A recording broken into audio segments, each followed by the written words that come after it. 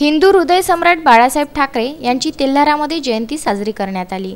त्यानिमित्त नवनिर्वाचित जिल्हा परिषद सदस्य व पंचायत समिती सदस्य यांचा सत्कार करण्यात आला आणि छत्रपती शिवाजी महाराज यांच्या पुतळ्याचे पूजन करण्यात आले।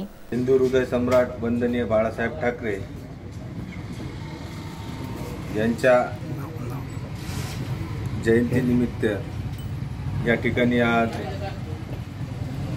जिल्हा परिषद नुकत्याच झालेल्या जिल्हा परिषद आणि पंचायत समितीचे जे नवनिर्वाचित जिल्हा परिषद सदस्य आणि पंचायत समिती सदस्य यांचा सत्काराचा कार्यक्रम घेतलेला आहे।